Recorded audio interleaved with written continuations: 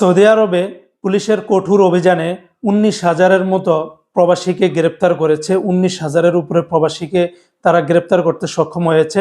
এর ভিতরে 12,000-এর উপরে তারা দেশে পাঠিয়ে দিয়েছে। জি হ্যাঁ বন্ধুরা, সৌদি আরবের গেজেট পত্রিকা সহকারে আরও একাধিক গণমাধ্যমে এই নিউজটি প্রকাশিত করা হয়েছে, যেখানে বলা হয়েছে যে সৌদি আরবের অবৈধভাবে অবস্থানকারী এবং আইন লঙ্ঘনকারীদের বিরুদ্ধে বড় ধরনের অভিযান চালানো হয়েছে।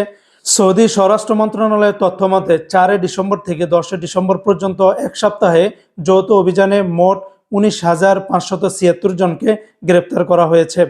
তবে এদের ভিতরে 12,506 জন আবাসিক আইন লঙ্ঘনকারী রয়েছে এবং 4,154 জন সীমান্ত নিরাপত্তা আইন লঙ্ঘনকারী রয়েছে এবং 2,916 জন শ্রম আইন লঙ্ঘনকারী রয়েছে।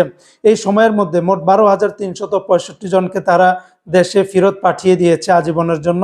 এছাড়াও 21,803 জনকে তাদের নিজেদের যে পাসপোর্ট বা ভ্রমণনথি বা আউটপাস ফাইনাল এক্সিট এগুলাকে সংগ্রহ করার জন্য নিজ নিজ দূতাবাসে তাদেরকে পাঠানো হয়েছে।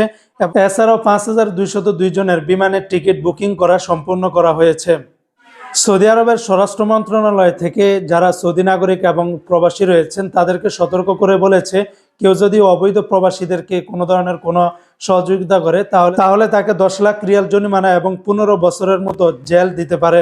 তাই যারা সৌদি আরবের আমাদের বাংলাদেশি প্রবাসীরা রয়েছেন, আপনারা সর্বোচ্চ পরিমাণে আইন কানুন মেনে চলার চেষ্টা করবেন।